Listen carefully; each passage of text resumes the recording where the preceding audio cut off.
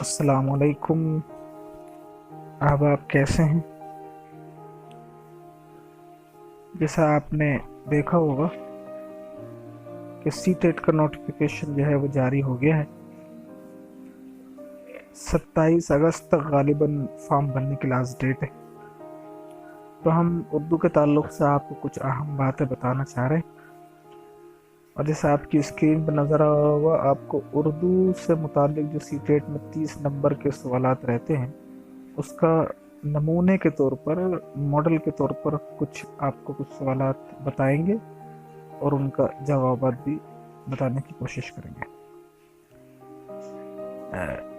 आपने शायद नोटिफिकेशन पढ़ी हो, उसमें उर्दू के ताल्लुक से ये है, लिसानियात का जो फार्मूला है, तो उसमें यह है कि आप उर्दू को एज ए फर्स्ट लैंग्वेज और एज ए सेकेंड लैंग्वेज दोनों तरह से चूज़ कर सकते हैं।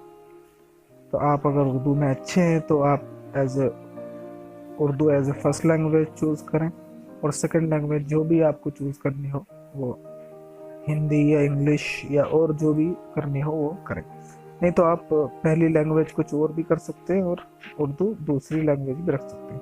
नंबर दोनों के 30 ही रहेंगे, 30-30 का आएगा।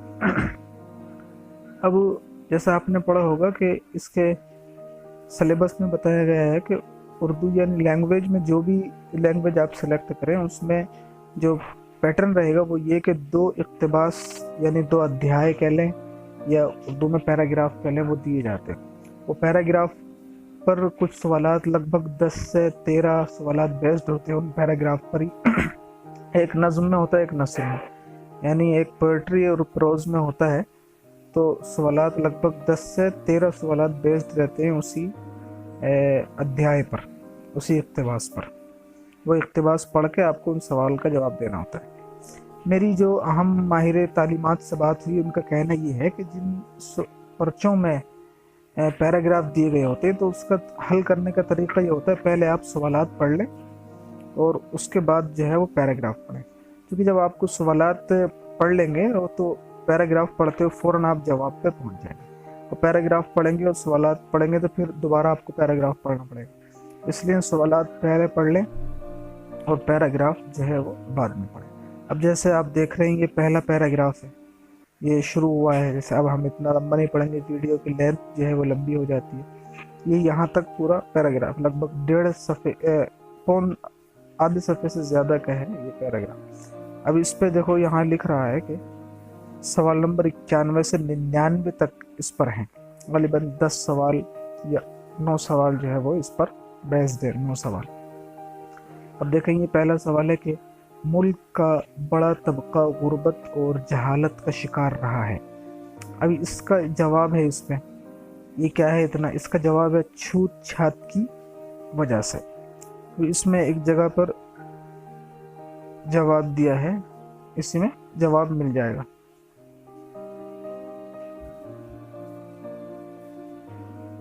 दूसरा, डॉक्टर अंबेडकर का इंतकाल जो है वो कब हुआ।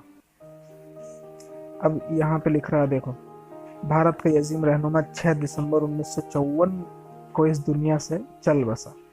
तो 6 दिसंबर 1954, इसका 3 नंबर ठीक है। अब ये लिख रहा है डॉक्टर अंबेडकर का असल नाम क्या था। तो अब आप देखो, यहाँ आइए, डॉक्टर अंबेडकर का असल नाम भीमराव सकपाल था। ये हो गया। डॉक्टर अंबेडकर को बचपन ही से सामना करना पड़ा किस चीज़ का, भेदभाव और नाइंसाफ़ी का। आप यहाँ आइए, डॉक्टर अंबेडकर को बचपन ही से इस किस्म के भेदभाव और नाइंसाफ़ी का सामना करना पड़ा। ये हो गया। डॉक्टर अंबेडकर ने इंग्लिस्तान से वापस आने के बाद मुल्क के लिए क्या कोशिशें की। तो मुल्क से छूत-छात और ज़ात पात की तफरीक मिटाने की आपने कोशिश की। इंग्लिस्तान से वापसी के बाद डॉक्टर अंबेडकर ने मुल्क से छूत-छात, ये आप पढ़ सकते हैं, है ना। और डॉक्टर अंबेडकर का ख्याल था कि समाज में बाइज़्ज़त ज़िंदगी गुजारने के लिए तालीम जो है वो बेहद ज़रूरी है। डॉक्टर अंबेडकर ने अपने ऐसे कमज़ोर इंसानों के लिए क्या किया, तो देखिए, मेरी नज़र पड़ रही है इस पर। अपने ऐसे कमज़ोर इंसानों पर होने वाले जुल्म और नाइंसाफ़ियों के ख़िलाफ़ जो है वो आवाज़ उठाई। अब ये लिख रहा, देखो, उसका पिछले सवाल का जवाब, समाज में बाइज़्ज़त ज़िंदगी गुजारने के लिए तालीम बेहद ज़रूरी है।